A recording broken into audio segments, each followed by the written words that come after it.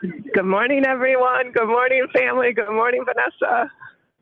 Good morning, daydreaming, and I'm thinking of you. Good morning, Morgan.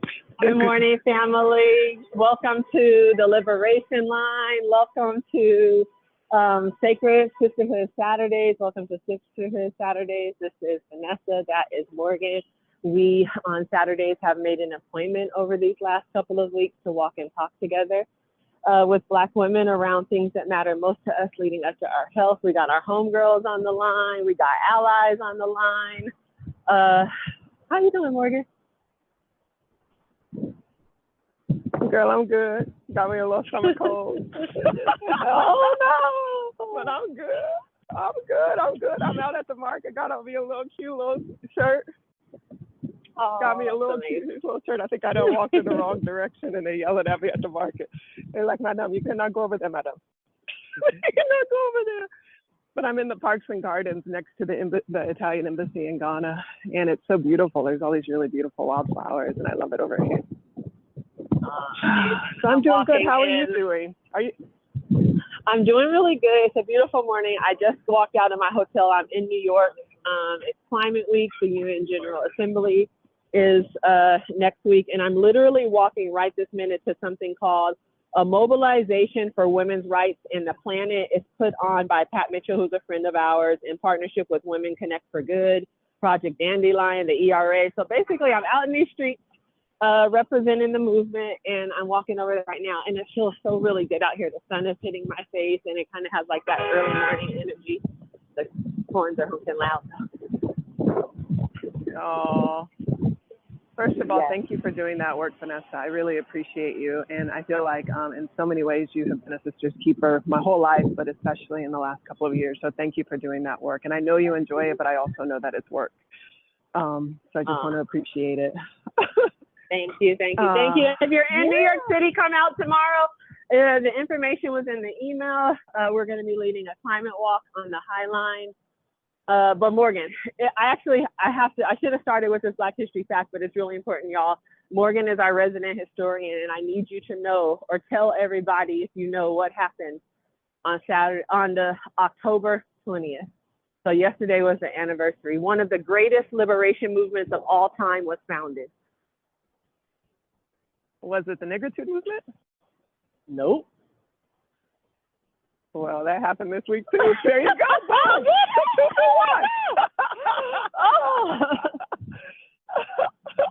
It was the Harlem Renaissance people. No, tell us. Please do. Yeah, it's where it was the Harlem Renaissance of Paris. And so all of the Black artists of Paris started something called the Nigritude movement, and they united with people like James Baldwin and Josephine Baker, and it became a global diasporic movement for art and liberation. So it was really important. But what do you say? And what's this other movement? Shout out to our peoples, our muses, Huey P. Newton and brother Bobby Seals, because October 20th was the day that they drafted the 10-point plan. I think it's today we're talking about the Black family, actually, y'all. And we are talking about the institution of the Black family. And I was like, when I think of the 10-point plan of the Black Panther Party, Morgan, it was freedom and the power to determine the destiny of the Black community. It was full employment for Black people. That was the second point. It was an end to the robbery of Black communities by capitalists. It was decent housing fit for human beings. It was education that teaches the true history of Black people. It was exemption from military service for Black men. It was an immediate end to police brutality. It was freedom for all Black men held in the federal, state, county prisons. It was fair trial for Black people, and it was land, bread, housing, education, and justice for all. The Black Panther Party 10-point plan. First of all, you just gonna go ahead and read that whole thing on our line. You know it's still threatens the establishment. We educated, y'all. What I want you to know is they couldn't consolidate because the last 10 point is like 20 points, but they was like, we got to put all the rest of the points in the 10th point. But the point is, they were revolutionary, from the free food program to mutual aid to education. Like, they were the beloved Black men who were young Black men too, who were trying to step forward to say that no, that we deserve this in terms of like the units of love that we are creating in our family and humanity and all of that. So I just, yeah, I'm reading all the 10 points so that we can remember y'all the work they did. It's so interesting when you were reading the 10-point plan, it was like the immediate liberation of all Black men in prison. I was going, and women, and women, and women, and women on all of them. Right. And then I had to check myself a little bit. You were going to say, and Darcy and women? Sorry. No, I wasn't going to say that. I was going to say shout out to Angela Davis and to Elaine Brown and to all of the leaders of the Black Panther Party who were female. And respectfully, I say this respectfully, because I had your back. When Vanessa was reading that, I was going, and women, and women, and women in my head. But then I remembered I was walking out of, my friend Pasama's an anthropologist. I was walking out of one of her presentations one time, and this dude cornered me in the parking lot. And he was like, I know you're doing a lot for women and everything, but what are you doing for men? And I said, brother, what are you doing for men? I was just like, I am doing my best. I was just like, what are you doing for men? So part of me, and I guess that brings us into our conversation a little bit, is that we have to find ways to like build our families in even the smallest unit, you know what I mean, in terms of even our relationship with men and men's relationship with women. We have to figure out how, like, what feels like justice and what feels like balance and what feels like goodness even between us, and not have, like, we are not the enemy of one another. Do you understand what I mean? And men can say, we want this for men, and we can say GirlTrek is for women, and not feel ashamed of like our own self-liberation, but also work together in community. And so I had to check myself a little bit, like, yeah, okay, it's more complex. The story is always more complex. So if you find yourself getting hot under the collar, look at it a little closer, and I bet that you can get more understanding. Well, that's fun. I love that's that, fun. Morgan. I can't wait to, yeah. Go ahead, sorry. No, I was going to say I love that, and I was going to say, just to the women who are out there walking, to *9 and raise your hand, because what we're going to do on this conversation is make you the experts. I was up thinking about this and the issues that matter. And after I want us to ground down in a little bit of movement meditation. So I'm hoping you have something prepared for us. And then I want to come back and just talk about some stats and facts, everything from like adoption and foster care and the work that Sixto was doing to help Black families like maintain, everything to what's happening with the LGBT community and the ways in which we are building like different types of Black families and they need access. And so I just wanted to have an expansive conversation with our community. And I just wanted to let women know we really are going to bring your voices in on the line today so that we can have the conversation, because I'm thinking about all of the Black women who we're walking with, who from the village to all the different ways in which we lean on like our community to build family, and learning about those things and how we are doing it matters, because we feel we are lonely and we are isolated, and family is the key to bringing us out of that circumstance. Oh, I love that framing. I love that framing. So do you want to do those statistics now, V, or do you want to go into the meditation now? No, we need a meditation. We need it now, y'all. We need to get in our bodies. We made it. That's what I'm saying. We're 10 minutes into the call. Oh, it's 9:10. My man always calls me on 9:10, which is my birthday. And he says, it's 9:10, baby. It's your birthday. He texts me every time. That's cute. But no, we need some grounding. That's very sweet. We do. That's the second ambulance. God, be with that family, be with that person, be with that community. All right, so let's ground. I need to ground first. I just literally drove myself here in traffic. Now I'm standing under a banyan tree with my feet on red dirt, and there's drums in the background, which never actually happens in Africa, but in this particular moment at the market, somebody is playing drums, and that feels really beautiful. If you're like me and you're rushing somewhere, rushing from somewhere, let's start to walk and let's start to breathe. Today's meditation is really, really going to be powerful. I can feel that. I'm going to take my shoes off. Ooh, it's 1:11 here on the continent. Those are divine numbers, so let us start.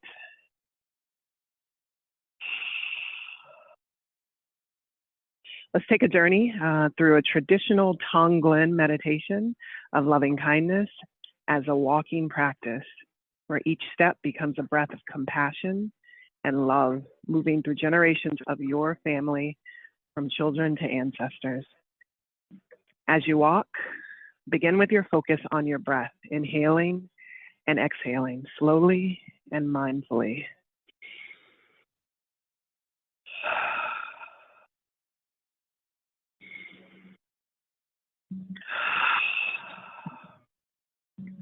Each breath becomes an exchange. For our first generation, we will be breathing for the children in our family. As you walk, envision the children in your family, the next generation, full of potential, innocence, and vulnerability. Feel their energy, their laughter, their struggles, perhaps the pressure of growing up in an uncertain world. Inhale. Breathe in any fear, confusion, or pain that they might experience. Exhale.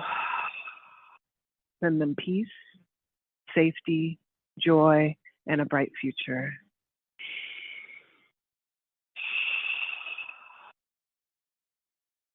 Breathe in for them. Breathe out what they need. Breathe in for them. Breathe out what they need. See their faces, might be your children, your nieces, your nephews. Send them what they need. Repeat to yourself, may the children of our family be safe. May they feel loved and supported. May they live with joy and curiosity. May they be free. With each step, feel yourself walking alongside them, offering them your strength and love. Generation 2, breathing for our sisters and brothers. Now shift your focus to your siblings, your cousins, and those of your generation, your peers. They may be navigating the complexities of adulthood, responsibility, and personal challenges. Inhale for them. Breathe in any stress, worry, headache that they may carry. Exhale for them. Send them your strength, resilience, and peace. Inhale for them. And exhale. Repeat to yourself, may my siblings and cousins find balance. May they feel seen, heard, rested, and loved. May they live with ease and joy. As you walk, picture yourself walking shoulder to shoulder with them, connected by love and solidarity. Generation 3, breathing for our parents. Now bring your attention to your parents, or those who have played a parental role in your life. This might be aunties, uncles, the people who raised you. And if they have passed, continue to breathe with gratitude that they lived. They have lived through their own journeys, carrying both their joys and their burdens. See their faces. Your mother, your father, your aunt, your uncle. Inhale for them. Breathing in any pain, regret, trauma that they may have experienced. Exhale for them. Send them forgiveness, gratitude, and love. Inhale for them. Exhale, send them what they need. Inhale for them. Send them what they need.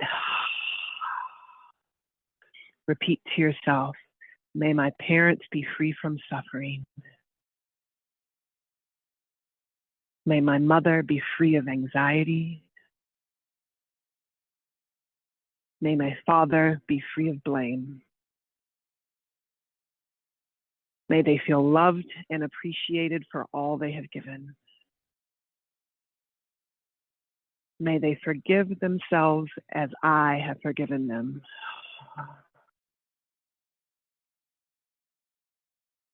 With each step, imagine yourself walking hand in hand with them, offering them the same care they once gave you or the care you always dreamed of.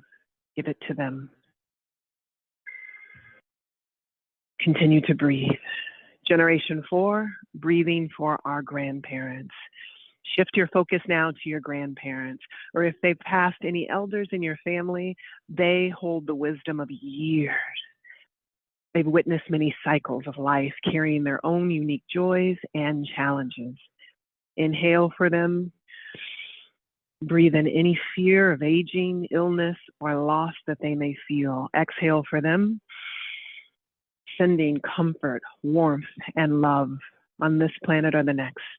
Repeat to yourself, may my grandparents be at peace. May they know they are honored for everything they've done. May they know that we will remember and continue the revolution. As you walk, continue to breathe. Feel their presence beside you, their hands resting on your shoulders, blessing you with their guidance. Generation 5, breathing for the ancestors. Finally, bring your awareness to the ancestors, the generations that came before, who paved the way for your existence, your family's legacy. Feel the depth of their sacrifices, the strength of their spirit, and the weight of what they have carried. Also feel the lightness and joy and fire that burned holes into slave ships to make us breathe, the fire of sit-ins and marches that made us jump boundaries and barriers, as Sonia Sanchez said, the fire that made guts into chitlins, the fire of Malcolm and Martin and Fanny and Ella and Maya, generations of ancestors who served as a pantheon of protection for us. See them, breathe with them, breathe for them. She said it is in the reach of their arms, the span of their hips, the stride of their steps, the curl of their lips. It's the fire in their eyes and the flash of their teeth, the swing in their waist and the joy in their feet. Inhale, breathe in generations of injustice and unhealed trauma and grief, and exhale, we send worlds of resilience and light and endurance and faith and healing and honor and gratitude and grit. Continue to breathe, and as you inhale, transmute their pain, and exhale, send it on out to them. Inhale and exhale.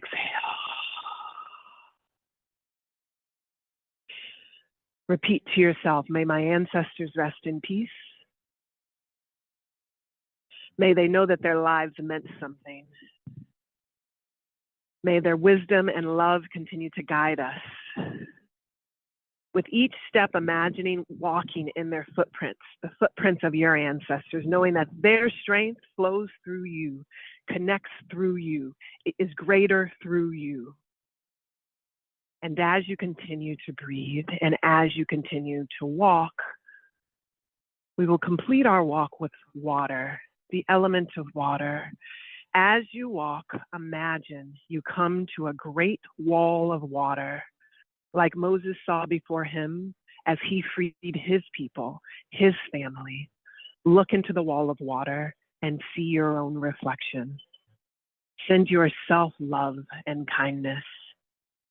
Inhale all of your pain, the violence, the separation, the abuse, the insults, the harm, the judgment, the low esteem, and exhale healing to yourself and over your head across generations, healing, forgiveness, connection, compassion, peace, love, friendliness, ease, release, spaciousness, imagination, kindness, and courage. With each exhale at your pace, send out all the goodness you have to yourself and to others.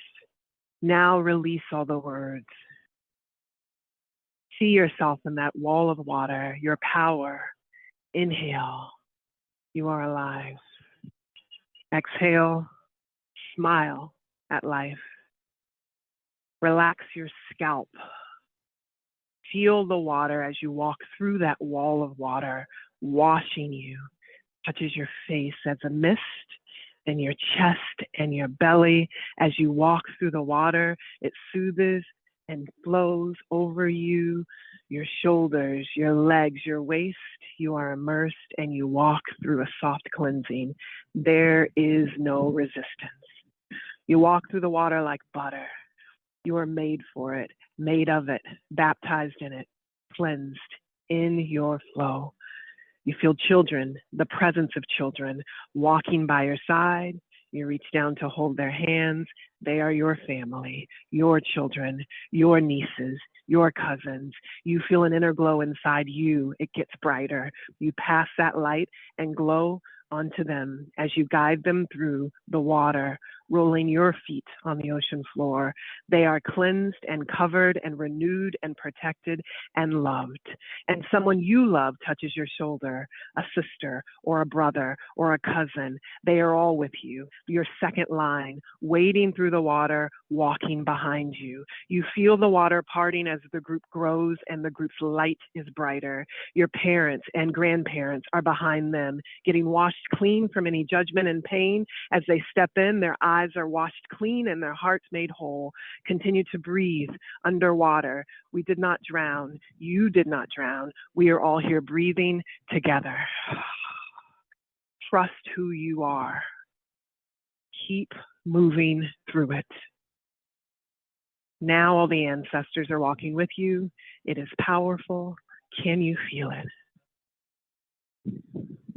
Walk on through that water. Be there. Be made new as a family line.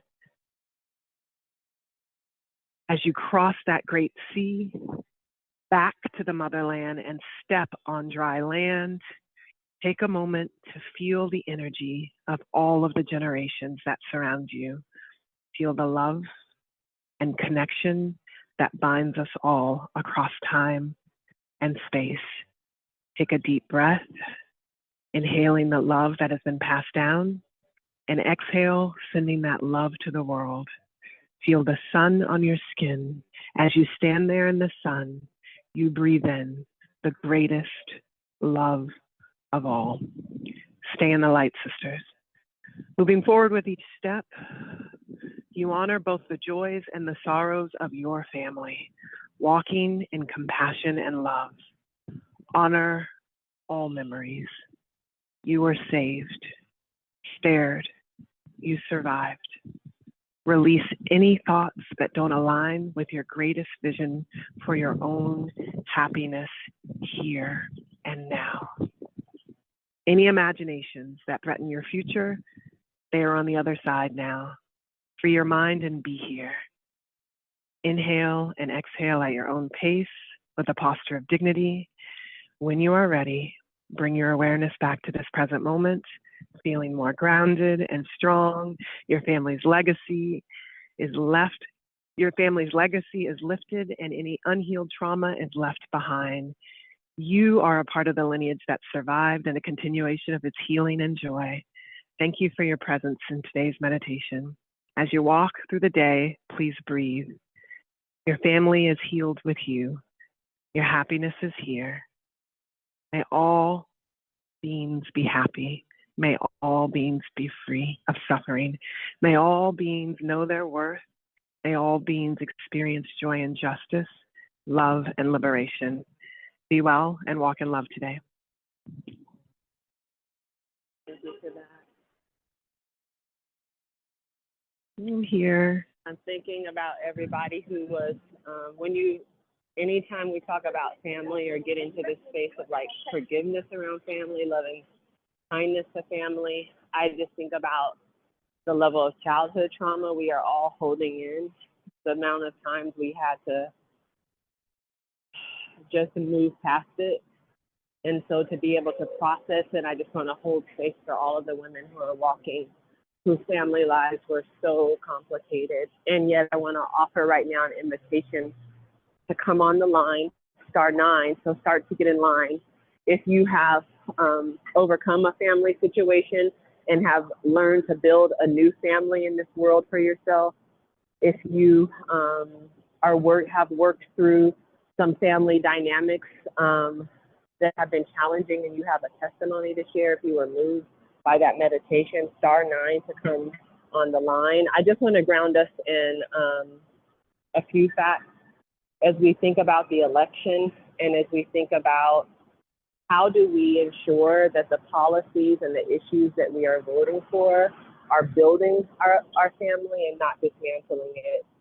And I think we know these things on the peripheral, but I just want to bring it to the forefront for us right now. First of all, around adoption and foster care. Black children make up 23% of the foster care system, but only represent 14% of children in the US. Black families are 50% less likely to adopt than white families. Over 60% of children in foster care are placed in group homes or institutions when Black families are too under-resourced to take care of them. And all of this matters as we go to the polls this year when we're looking at issues around foster care subsidies, Morgan, and policies that allow the caregiver in the village who have taken in our cousins, who have taken in the kids to be able to receive actual benefits so that they can actually care for them. Because the idea that Black families don't adopt is actually a misnomer. When you actually look down below the research, what you see is that Black families are getting denied and not even attempting to try to formally adopt because of the paperwork trail and systems, but we are informally and have always informally been taking care of our kids. Beyond adoption, I want to talk about It's also very expensive. It's also very expensive. It's the paperwork. It's exclusive in terms of who they deem appropriate, and then it's very expensive. And shout out to our friend Sixto, who is leading the way in this policy work to make kinship a legal form of adoption. So if you are keeping your cousin or your niece or your nephew, that you get paid the same amount as the woman across town who decides to adopt them. And so shout out to you, Sixto. There's a million women walking behind you, brother, in solidarity. Thank you for the work that you're doing. That's right, Morgan. And that leads into the caregiving responsibility. Facts, 30% of Black families provide multi-generational care. Black caregivers spend an average of 34% more on caregiving than our white counterparts. 70% of Black women who provide care are also full-time workers. We already know this. And it's why the entire movement around paid family leave, caregiver tax credits, and elder care resources is so essential. The ability for us to even age in place, the ability for us to take time off after we've given birth, the ability to ensure that we can direct our income in the ways that we need to. So those are the issues that we need to be looking at and focused on as it relates to being a caregiver in this country. And then Morgan, this one really I was thinking about all of our LGBTQ sisters out there. I was thinking about all of the ways in which this world has told Black women in particular, but Black people how and who we can love. I'm thinking about the laws when it was illegal for us to even get married. I have this beautiful Faith Reingold picture of the enslaved family in the woods sneaking to get married. And so I want us to think about that even as we hold in our own hearts, how do we become more expansive around what we understand to be the Black family. 16% of same-sex couples raising children are Black, but they're 2 to 3 times more likely to face barriers in the adoption process. 40% of LGBTQ youth in foster care are Black. LGBT Black individuals are twice as likely to be denied healthcare services. And so across the board, when you go to the ballot and you think about the issues around discrimination, and you think about access and how we are ensuring that the same things that didn't happen to us as a race of people are not happening to those other people on the margins, that's what I want to offer and invite us to think about. And then the last thing, actual issues that I want to uplift, Morgan, before we bring people into the line, is something that's really particularly close to my heart, and it's the impact that mass incarceration has actually had on women and the criminalization of Black mothers and the little children who are constantly through policies being stripped away out of the hands of Black mothers. 50% of Black children will experience the incarceration of a parent. 50% of Black children will experience the incarceration of a parent compared to just 7% of white children. I know. Whoa. I've never heard that statistic before. Yeah. Whoa. Whoa. That's Black children are, that's it. Black children are twice as likely to be removed from their homes by CPS. 80% of Black mothers in prison are incarcerated for nonviolent offenses. Black women are 4 times more likely to have their children placed in foster care than white women. And so across the country this year on the ballot are issues about family reunification services, issues around child removal. There's issues around sentencing reform and alternatives to incarceration, which we already talked about. There's issues around anti-discrimination protection on the ballot. There's issues around mutual aid, which we learned a little about last year that also helps for the caregiver responsibilities. So I'm gonna stop there, Morgan, with the statistics, because the statistics are one thing, but the lived experience of how this has showed up in our actual lives and the ways in which I know I have seen so many women in our community overcome, transform, transmute to stand in power with their beautiful Black families. I'm thinking of Kanika, I'm thinking of Cynthia, I'm thinking of Sharon, I'm thinking of the Darbys down in I'm thinking of like all of the different types. I'm thinking of Yolanda and her wife. I'm thinking of all of the different Black families represented within our movement. And I just want to open up the lines so that we can invite 2 or 3 women into this conversation before we go on about our day this Saturday. And I want to shout out that we don't have Tyreen on the line today, bringing women on the call. Tyreen is off on a cruise. And so today, filling in for her, we have, I don't know what Naira's superhero name is. Nice Naira? It can't be nice, it gotta be something else. So we have Naira. She leads our campus outreach, and she's behind the wheels today, behind the ones and the twos. So what's up, Naira?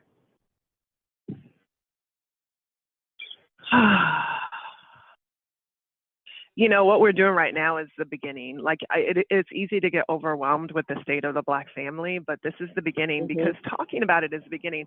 I had like an actual awkward moment. We may have lost Morgan, y'all, but don't worry, she's at the market. Oh no, I'm muted. Hello? No. Oh. No, don't be blaming Africa. That's Naira. Naira done muted me, Naira.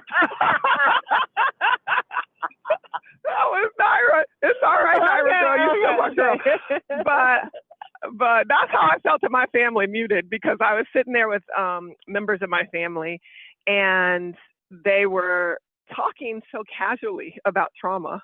Like, somebody in my family had to give up a child, and this is the first time I'm hearing about it. I'm just sitting on the couch like, do I say something? Do I not say? And it was so casual. And it, like, the whole story had to do with addiction and pain and like abuse and adoption and all kinds of stuff that stretched back way before the person they was talking about, and had implications with the people who was talking. It was just a lot. Right. And probably the Morgan of 10 years ago would have just went and got me something to drink, like, and shook my head and judged inside. But the Morgan right now is like, wait, can somebody explain what's happening? Because I felt like this is a part of me. And we had to talk about it, and it was uncomfortable. And I was like, well, why didn't we talk about it when that family member needed us? Or why didn't anybody say anything? And it wasn't judgment, it was sincere questions. I felt guilt. I felt responsible. Yeah. I felt culpable, but I also spoke out, and it was really hard and really uncomfortable. And it wasn't an appropriate time to speak out. But I tell you, it's required as we heal. It's required to make eye contact with the dynamics that have shaped us. And yeah, we can let a lot of things go, but sometimes we have to be courageous in our love, and courageous in our attention, and courageous in our eye contact, and courageous in protecting children, and courageous in protecting ourselves. I'll say this life is really challenging, Vanessa, and like the stuff I've been going through over the last couple of weeks, I'd be mad sometimes. I'd be like, ooh, Black mothers either be doing a good job or a terrible job. I just be like, we need a little bit more mothering out here. Like a little bit more mothering. Actually play that clip while we're bringing somebody on the line, Naira. There's a clip that I found about mothering on Instagram. It was on one of these famous podcasts.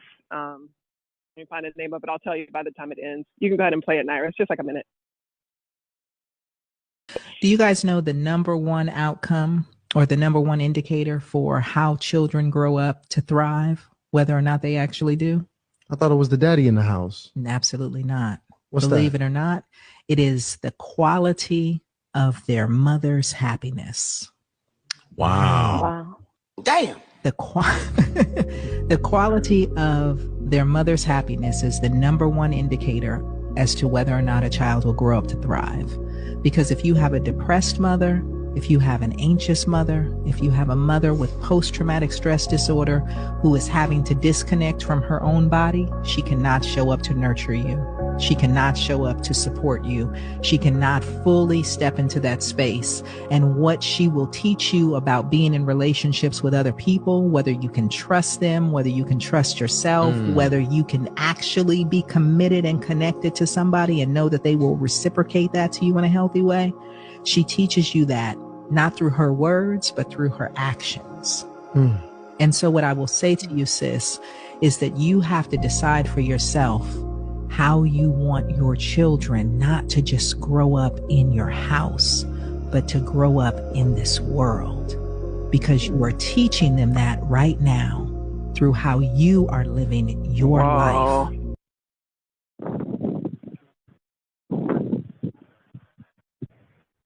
Shout out to that sister, the scientist. I'll share it out in the next email.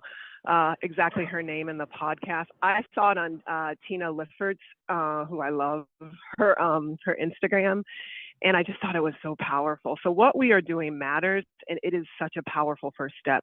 Healing ourselves so that we can experience joy and happiness in our bodies, and that joy and happiness can radiate throughout our families. So what you taking a walk today is a beautiful first start. If you're feeling overwhelmed, maybe you didn't even lace up today, go for a walk today. It is a beautiful first start. Let's open up the lines. Is there somebody on the line who has a testimony, a word of advice, a correction, anything that's on your heart, sisters? We'll open it up. I think we have somebody on right now. Good morning, sister. Hello.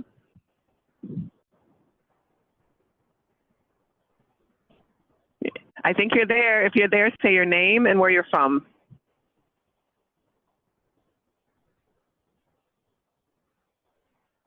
Uh-oh, I don't know if she knows she's on the line. I know. I think, well, maybe that background is me. Is she even on? Naira, we might need to move on to another caller. She can't come off.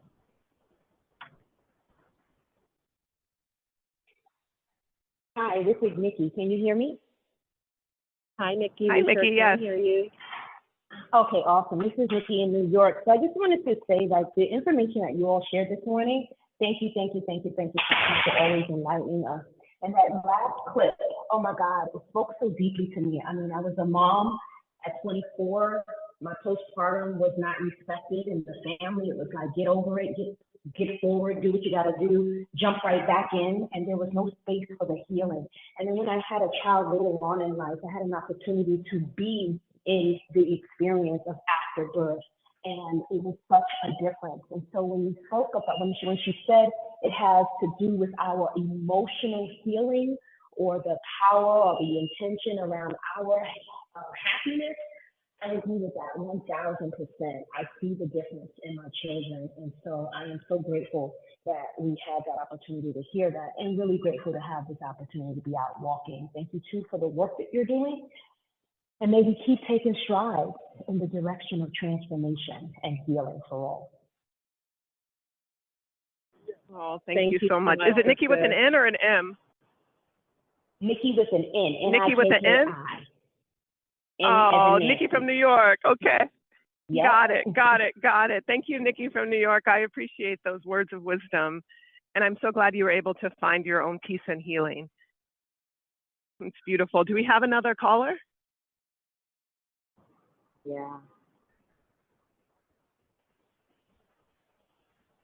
Oh, man. All of the women going through postpartum. Hello, this is Tanya from Atlanta. Can you hear me? Hey, Tanya from Atlanta, we can hear you. Hello. I'm so glad to be on the line, and I will be quick. First, let me give honor and thank you to both you and Morgan. Her name's Tanya, so I'm going to shout her out that.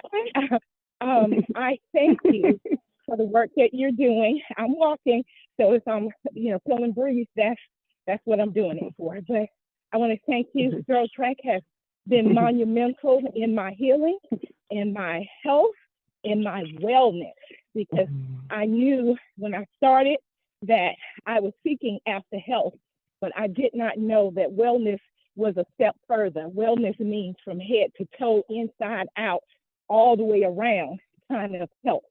So that is what GirlTrek has afforded me, the fellowship that I've received during it. I want to say that this morning's subject is so near and dear to my heart. Long story short, I had a wonderful mother that passed in 2009. Miss her every day, but there was a whole lot of dysfunction that I grew up with, had to bear through, and grew up my whole life not knowing who my biological father was. I got named from my one that told me my whole life was my father, but turned out to be my brother's father, biological father instead. Found my biological father at 52. Wasn't looking for him, but God said that it was time that I knew. And so I found him, and you would think that after all of these years, that the embrace would be real. The embrace was not long-lived. The honeymoon stage is what I call it, only lasted a couple of months, and what left me with rejection all over again. So, long story shorter, I kept saying, I quit. I've done 52 years, didn't know him, I'm good, I survived. Thinking that going forward, I did not have to continue to press in that relationship. But God told me that he had sent me at a time such as this to be a restorer of the breach. And I am like, I ain't restoring nothing. Matter of fact, I'm the child in this situation. I should be the one receiving. So it was very hard to continue, but God let me know that I just need to continue to put one foot in front of the other, which is why GirlTrek is such a practice for me, because it reminds me that when I'm sweating, when I'm tired, when I don't feel like it, if I just continue to put one foot in front of the other intentionally, that whatever needs to happen will happen. And whatever don't happen, I'm still okay because I'm well. So thank you very much for giving me the opportunity. I'm tearing up because that's what I do. Testimonial T does it. She believes every word that she says. Oh my God, I love that. And I'm saying that I just believe that, putting into practice the things that you've learned and seen and heard is a testament of the realness, the genuineness that I get from GirlTrek. So thank you all again so much. Thank you for all of my GirlTrek Nation out there. Hey y'all. That's from the Peach in Atlanta. Thank you for that story so much. We never talk about rejection as a feeling. We talk about, we talk a lot about anger. We talk a lot about forgiveness. We talk a lot about all sorts of ranges, but rejection is one. We talk about all sorts of ranges, but we don't talk about rejection. And so many of us have felt that our parents chose something else over us, whether it was another woman, whether it was another family, whether it was drugs and alcohol, whether it was a lifestyle, that they made a conscious choice to leave us behind and to reject us. And so we never quite feel worthy in any of the relationships we stand in. And I'm so glad that you reconnected with your father. And actually, I want to play a quick clip, Vanessa, of what I think might minister to you, sister, and everybody out there who's feeling rejection. And while Naira's pulling that clip up, I want to say, my God, when I was at my niece's wedding just a couple of weeks ago, their family had the most beautiful breakthrough. I never got a chance to tell you the whole thing, Vanessa. I ain't going to tell you the whole thing, but I'm going to tell you this. My sister's husband, who is this like ex-football player, like macho, then he turned his life over to Christ, but he was like the bodyguard for the pastor. He's just like, a man's man, barbecuing, fishing, got 2 boats and 100 like guns. Like he's a man's man. he broke down apologizing to his kids for not having the vocabulary and the skill and the experience to express love. And it was the most beautiful thing I have ever witnessed. And his kids were so generous and gracious, but they were so unrelenting in telling their truth. It was all at the wedding. And I was just like, somebody should be recording this. It was a masterclass. It was so beautiful. And then at the end, my mom was like, that was the manliest thing I ever heard. And I was like, it was the manliest thing I ever heard. So I want to play this clip for anyone out there who is feeling afraid, feeling like you don't know what to say, feeling rejection. It's a short clip I saw that I think is good. Are you ready, Renira?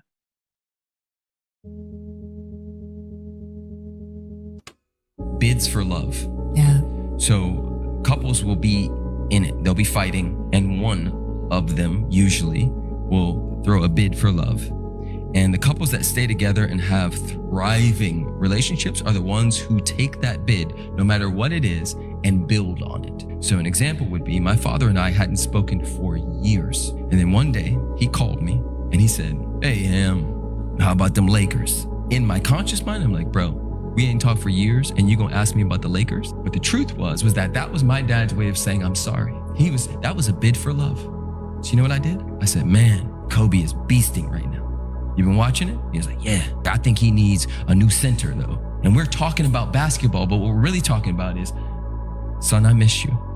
Daddy, I miss you. That.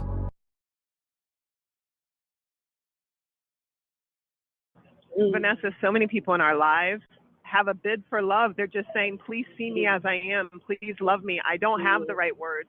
I just want to say something to you. I want to check in. I want to see if you're okay, but I don't know the right words to say it. And if you are like me and you, who had to parent ourselves in many ways emotionally growing up, we like, I'm bad by myself. Don't bring that in here. Don't bring no disturbance. And we be swatting like we in the NBA, be swatting them bids for love out. And I'm saying, no matter how people come to you, that's not true, because people can't come to you reckless. But I do invite everyone out there to pay attention to the small, small things people are doing to ask to be loved and to be generous and be taking such good care of yourself. Like that sister said, being in wellness, not just in health, but in overflow, welled up. You know what I mean? Like plugged into the water that never runs dry, so that when people give you a bid like, hey, wondered if you can stop by and babysit or something, and you're like, what? I haven't talked to you, and I'm mad at you, and you owe me money.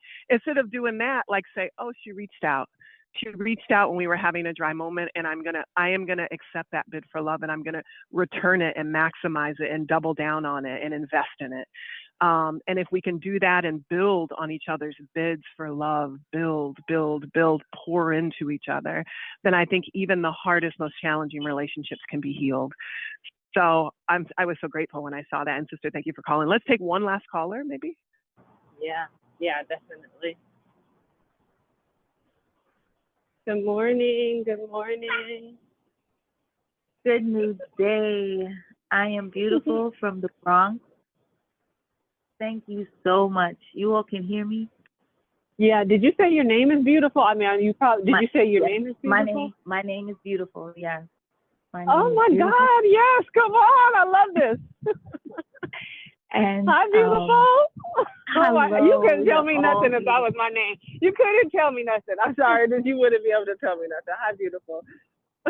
Hello. I can't thank you ladies enough for what you've done in my life and continue to do today, especially the life lessons, the love, right? The bidding for love. I had my experiences that my children were in the system for 32 days. I will never forget those 32 days, and having to sit with my adult children after going through it and it becoming foundational, me being able to stand and it strengthening us, sitting with them and asking them what those 32 days were like.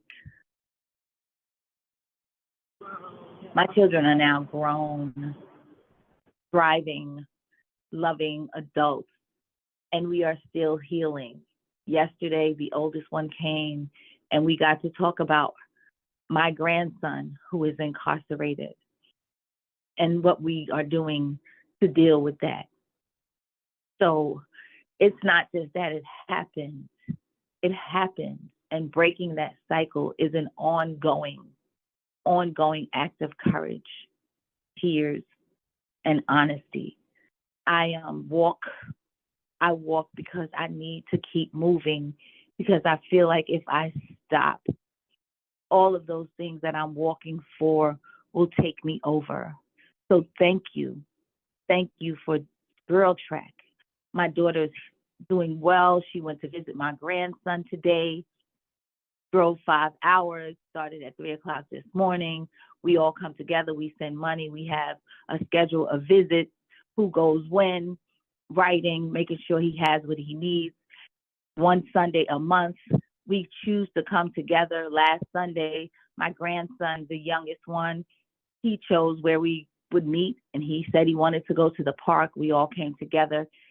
15 people came, and my grandson was like, all of these people came, and I chose this. This is how we are healing, from a place of addiction to a place of love, nurturing, and still holding on and staying honest. It's painful, but that is life, and love endures all things, all things. I'm so grateful for GirlTrek that I can keep moving, because like I said, if I wasn't moving, I would be taken over. Beautiful. Thank you for that. Thank you for Presence Star 9. Thank you. I believe in the divine of what this call is doing and this walk is doing for so many people. And every single woman whose voice gets through, you were meant to minister to somebody. And so thank you for coming on today to talk about those 32 days. Thank God that you and your family have been united and are on the other side of healing. And I just want to thank you for being courageous enough to even have that conversation with your kids, to ask them as an adult, how did those 32 days impact you? Because those conversations are so hard. But I know even from conversations I've been having with my mom lately that it's like, it's hard to hold that space in that conversation, and yet your kids need it. So thank you for doing that for them. Thank you. I also love that you said love endures. Like, there's a scripture that says love has already overcome the world, or God has already overcome the world. And I never quite understood it when I saw so much just raw evil and wickedness everywhere. But you're right. The thing that is real, that is constant, that stays, that has sticking power is love with a capital L. It is the thing that doesn't go away. It is a thing that doesn't go away. And even when we're pained, even when we're dysfunctioned, even when we are running away from the Grim Reaper and everything else that we're afraid of by standing still, like, love is still there all the time. And we just have to find it. We have to locate it. We have to feel it in our bodies. It is always there. It is always there. And so if you are feeling detached from it, if you are feeling like you are in a dark or sunken place, if you are feeling like, I invite you to do what our sisters are saying, go outside and get some light on your face. I'm so glad you're listening today. That means the love is there. Even the fact that you love us enough to call in and support this movement, I appreciate and love you right back. Get up, get some air. Vanessa, when I was scared a couple weeks ago, y'all, I be scared. I be going through stuff. It's like I get on here to these meditations, but life be hard. And Miss Martha, and the people appreciate you for it, Morgan. No, the people appreciate you for it. I just want to stop and pause and say that, like, the healing in public, the healing in real time, the transparency, like, there is no other thing for all of us except that we be honest. I always think about that Audre Lorde quote that says, if you're silent about their pain, they'll kill you and say you like it. So it's better to speak, knowing whatever it goes. Like, it's better to speak, like knowing that our fear. Yeah. It's better to speak. Yeah. Yeah. You couldn't finish it because your beautiful brain put two things together, because you moved into we were never meant to survive. We were never meant to survive. Yeah. No, it's true. It's true. So I was going through a particularly hard week a couple of weeks ago, and I had learned that a woman had been murdered across the street and dumped across the street from my house. I live in the woods, in South Carolina, pretty far from everything. So just prayers up to her family, and prayers up to just anyone who was experiencing physical harm or violence. And it was horrifying to me. And so many other things. I wasn't feeling emotionally safe. I wasn't feeling socially safe. And I went in my house and all my curtains were drawn. And Miss Martha called me after 3, 4, 5, 7 months. I ain't talked to Miss Martha in 7 months. Miss Martha called me and she said, "You all right?" And I said, "Miss Martha?" And she was like, "Yeah, how you doing, Miss Martha?" She said, "Are you okay?" And I said, "Yes." "Why, God told you to call?" She said, "Yeah." And then I said, "Well, this will happen. I'm too scared to open up my curtains." And she said, "Open up them curtains." She said, let that light in that house. God already done spared you. God done already protected you. Shout out to Forte, who told me the same thing. God has protected you when he protected your ancestors. You are alive. You survived. Do you know the odds of your survival? Do you know the odds of your happiness? Let's live in those margins of joy. Y'all, we are on the front lines of a cultural movement that says no more will we be institutionalized. No more will we be bound in prisons. No more will we be bound in foster homes and in all of these different institutions, but we are going to care for one another no matter what. And that starts with caring for ourselves so that we have the capacity to hold each other's pain. I don't be having the capacity because I be tired. I be short with people, like all kinds of things. So I encourage you and give you permission, if you haven't heard it, to take time to rest, to fuel yourself up, to go out and get your energy back, to drink good juice and eat good food, take a rest, take a vacation, do whatever it is you have to do. If you don't got no money, take some time. Even at work, put your earbuds on. Like, take some time to reset. Block off anything that is not bringing you love. And you can do it lovingly. Just speak what you need. You can do it lovingly. And then pray to your God. And I don't want to get into no religious talk, but whoever, whatever brings you light and love, serve, worship, and get into it. Because what we are facing is real, actual, spiritual, bodily, political battle. So I am encouraged. I'm safe now. I'm back in Africa. Don't worry, I'm safe. But I'm saying, like, our communities are suffering. We are suffering, and it starts in our homes. Somebody's child killed that woman. It starts in our home. It starts in our home. So motherhood, we learned today, motherhood is the source of the revolution. We learned that when people are trying to give love, we build on those bids. And we learn that love endures. It endures everything. And we learn that if you walk in, you can walk past everything that's trying to hold you back. You can outwalk the Grim Reaper. You can outwalk the sadness, the sorrow, the depression. You can outwalk it. So we are here with you. We are standing by your side. Be blessed, sisters. Vanessa, do you have any closing words? Be blessed. I'll be back here, y'all. Same time, same place. Invite somebody. Let's grow the movement. Why are you talking like you smiling eating popcorn? I am smiling. I can't help it. I just be happy. I just be like, this is good. I just be so grateful. I just be like, man, I just really be praising God every day for this movement, for this work, for the healing. And mainly that it's like, we always understood that it wasn't you and I, Morgan, that it was actually the institutional knowledge within the movement. So I'm just like, what are the other forms? What are the other ways? How do we bring these ideas? Because we're just helping to hold space. So yeah, I am smiling like I got chipmunk teeth. Yeah.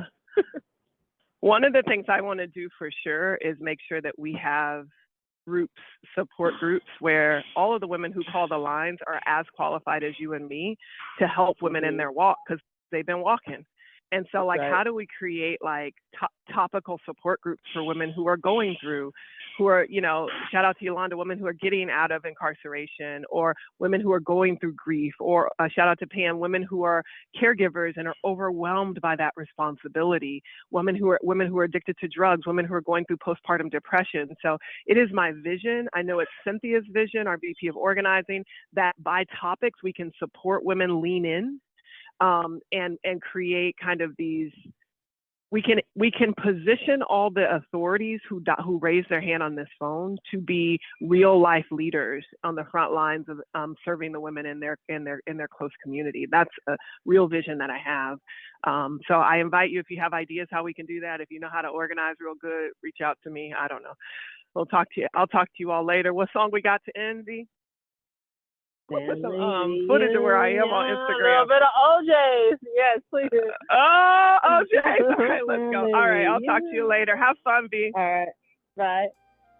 All right, bye, y'all.